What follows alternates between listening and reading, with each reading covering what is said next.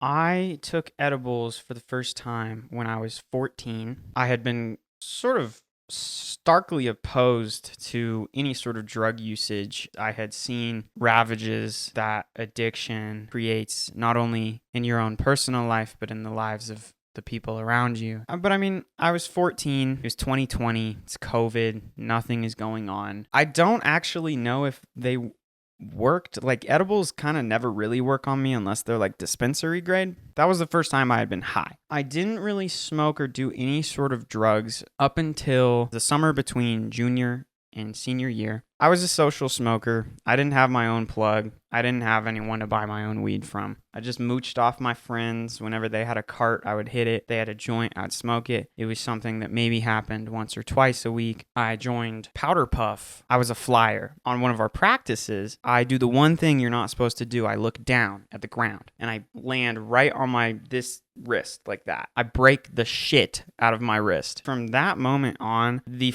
main focus of my life moved from athletics and art into a much more hedonistic, woe is me approach. Partially, that wasn't my fault because I couldn't really do any of the athletics that I had been doing previously because my wrist was broken. So that sort of allowed for me to just spend my time doing nothing. Eventually, that meant hanging out with my friends more, skipping class more. It really still wasn't a problem in high school, I would say. Like, it still wasn't a daily thing, even when my wrist was broken. As my senior year of high school wound down, I kind of ended up hanging out around, I don't want to say like a bad crowd because they were kids just like me. They had their own plugs, they had carts all the time. They had weed all the time.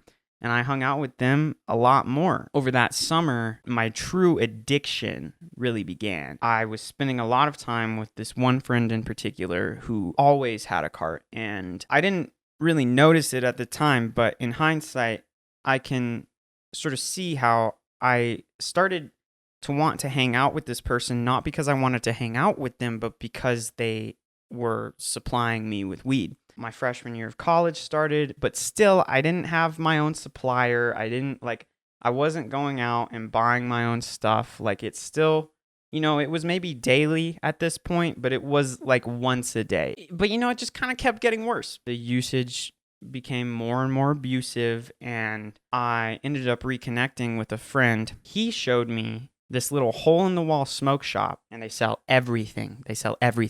That was when shit really hit the fan. And so you can probably see where this story goes then, right? Like, I keep buying carts, I keep buying joints, I keep buying bud and smoking bowls, and it's, now it's every day, and then it's every hour, and then it's every 10 minutes I'm hitting the cart. If you've ever partook in this sort of vice, whether it be weed or any other kind of drug, you know that you're really addicted to it when you can't sleep without it. Every night before bed, before I climbed up into my stupid little loft bed in my stupid little 10 foot by 10 foot dorm,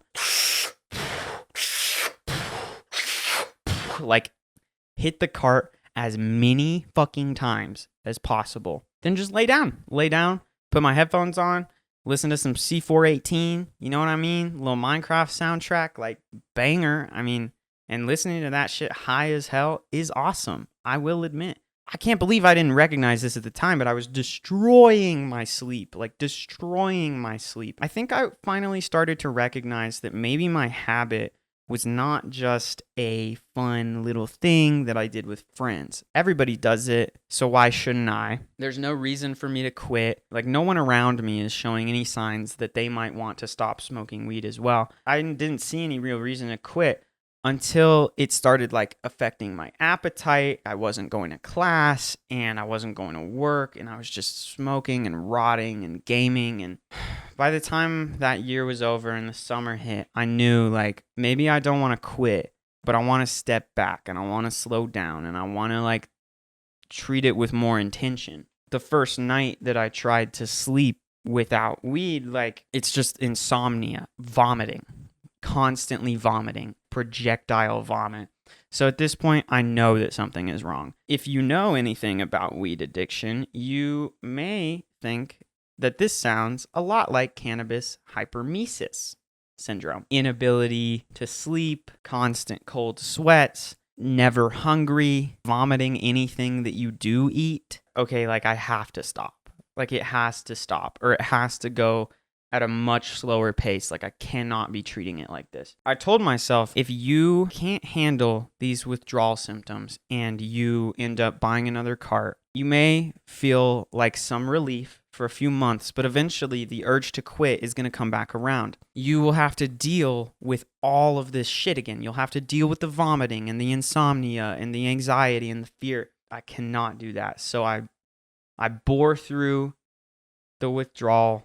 And I think at this point, it's important to mention that part of the reason I don't think I recognized the severity of my usage earlier on was because the narrative around weed and around weed addiction, particularly on social media, maybe particularly on my algorithm, because I was smoking so much weed. No, you can't get addicted. No, weed is actually good for you. It's better for you to smoke weed than to not smoke weed. I was taking all of that in and believing it. Like, you can't get addicted to weed. And maybe that is true in like a chemical bond sort of perspective. As humans, we can get addicted to literally anything. It's not always about the actual chemical reactions happening in your brain. Sometimes it just has to do with the experience you get from the thing. I think that, that's the case with weed. Like, maybe it doesn't attach to your dopamine or serotonin receptors the way that cocaine does.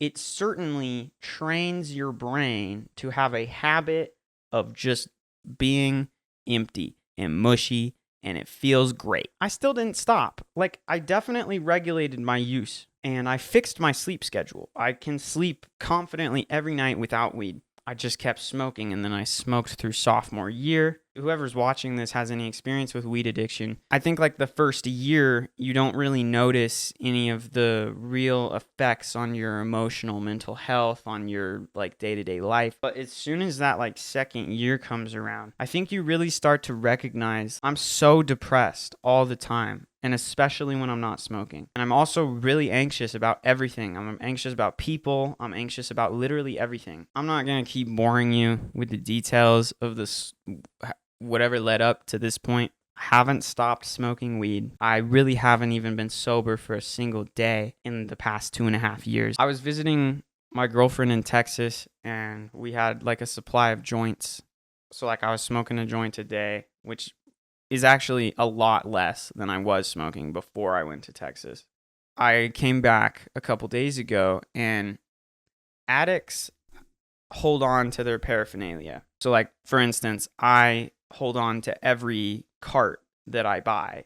Even if it's dead, even if it's empty, like I keep it. Like I just came back from Texas and I didn't have any weed, and I was like telling my girlfriend that like I'm going to quit. But then I find these carts, these like the corpses of these carts in my room. And so of course I'm going to try to hit them, and they end up working. Sometimes, some of them. This video has been totally unscripted, if you couldn't tell. That's why I'm all over the place a little bit. Where are we going from here? The answer is very simple. I stopped smoking weed. For right now, I don't want to smoke.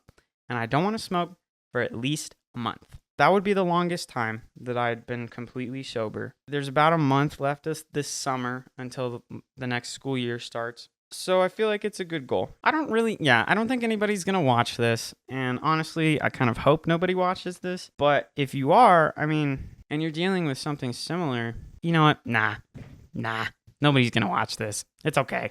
It's just me. I'm talking to the camera like I'm talking to an audience, but I'm really just talking to myself. Yeah, I just want to hold myself accountable. And I also want to have a reason to turn on my camera every day and shoot something. I'm a filmmaker, and my filmmaking has been deeply affected by this addiction because my imagination is gone. My ability to experience a wide range and depth of emotions is also gone. And that's an integral part of being an artist at all. By doing this, I'm lifting the fog. So yeah, I'll be honest. Today, I have experienced a lot of cravings. It's only 3 p.m. I have been seriously considering just breaking and just folding and giving up and going and smoking anyway.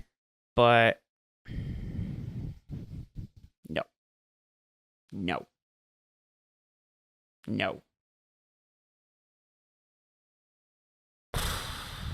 I'm gonna just end this one here. This is like the introductory paragraph of my essay on quitting weed. If you genuinely watch this entire video, you gotta find something better to do, because this is just for me. I don't even know why you're here.